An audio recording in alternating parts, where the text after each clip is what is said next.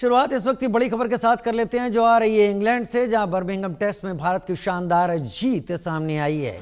5 मैचों की test series 1-1 से अब बराबर हो गई है। बड़ी खबर, कप्तान शुभमन गिल की दोनों पारियों में सेंचुरी, 336 रनों से भारत ने जीत हासिल की। आकाशदीप ने दोनों पारियों में 10 विकेट लिए, मोहम्मद सिराज ने दोनों पारियों में 7 विकेट लिए, यानी 17 विकेट तो इन दो बॉलरों ने ही साझा कर लिए। मनोज जोशी जी, स्पोर्ट्स एडिटर हमारे, कुलवंदर सिंह कांग जी क्रिकेट कमेंटेटर के तौर पर मेरे साथ जुड़े हैं, और इस मैच को समझने के लिए इन दोनों से बेहतर और कोई नहीं हो सकता। मनोज जी, जब भारतीय टीम यहां से रवाना हुई थी तब हम सभी ये सोच रहे थे कि एक अलग कंट्री, अलग वातावरण, और भारत में जहां गर्मी का सितम एकदम बेहद बढ़ता हुआ, वहां पर एक अलग वेदर के साथ इंग्लैंड में भारतीय टीम को मुकाबला करना है। लेकिन पिछले मैच में जिसमें भारत की हार हुई और इस मैच में भी भारतीय बैटर्स ने जो प्रदर्शन किया है, ऐसा लग रहा है जैसे कि भारतीय बैटर्स इंग्लैंड की पिचों पर भारत में प्रैक्टिस करके गए थे।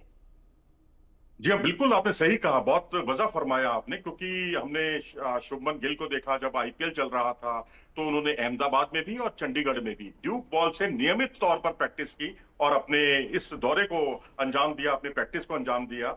और उसके अलावा क्योंकि चिंता आपका कहना बहुत वाजिब था कि प्लेयर ऑफ द मैच, मैं आपको बता दूं, एक अपडेट दे दूं कि शुभमन गिल जो है वो प्लेयर ऑफ द मैच बने हैं। जी। और आकाशदीप का भी महत्व अपने आप में बहुत अधिक है, नो डाउट। मैं ये नहीं कहूंगा कि वो डिजर्व नहीं करते थे, दोनों डिजर्व करते थे, लेकिन अब एक को देना था तो वो शुभमन गिल को दिया गया है। और रही बात अब दूसरी बात की, जब भारतीय टीम, आपका जो सवाल है कि भारतीय टीम जब रवाना हुई तो कई तरह की आशंकाएं थी, किंतु परंतु, इफ एंड बट्स लगे हुए थे। विराट कोहली नहीं थे, रोहित शर्मा नहीं थे, क्या होगा भारतीय टीम का, और यंगिस्तान पर क्या क्या इतना भरोसा किया जा सकता है। लेकिन एक सच्चाई ये भी है कि इंग्लैंड का अटैक मैंने इतना जूझता हुआ इससे पहले कभी नहीं देखा, क्योंकि पहले यही अटैक था जिसमें एंडरसन और ब्रॉड जो है सवासेर साबित होते थे। और एंडरसन ने तो हमारे सचिन तेंदुलकर को और विराट कोहली को भी बहुत परेशान किया है। और उसके बाद मार्क वुड थे, वो भी यहाँ मौजूद नहीं थे। अब जोफ्रा आर्चर भी मौजूद नहीं थे, लेकिन अब वो अगले टेस्ट मैच में खेलते हुए आपको दिख सकते हैं। तो बस वो शंकाएं जो है बस इस बात को लेकर थी कि भारत का क्या होगा इंग्लैंड में, क्योंकि इंग्लैंड में भारत का रिकॉर्ड बहुत खराब था। 2007 के बाद हम कोई सीरीज नहीं जीते थे।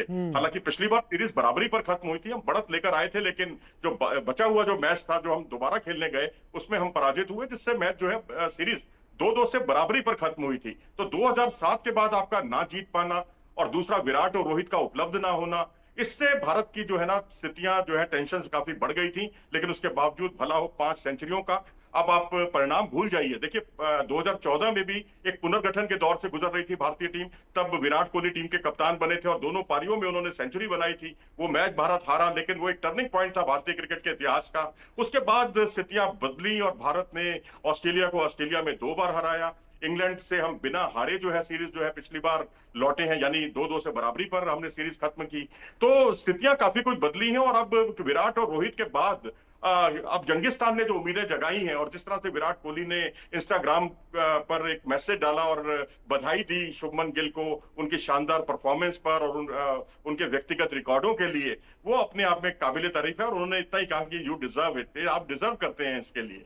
तो बस यही है कि कुल मिलाकर अब इस सिलसिले का आगे बढ़ना बहुत जरूरी है। जो काम हमने ऑस्ट्रेलिया को ऑस्ट्रेलिया में हराकर 2 बार किया था, अब इंग्लैंड को इंग्लैंड में हराना, और 2007 के बाद हम जो एक बहुत बड़ा रिक्त स्थान जो है उसकी भरपाई हम जरूर करने में कामयाब होंगे, ऐसा मेरा विश्वास है। आपका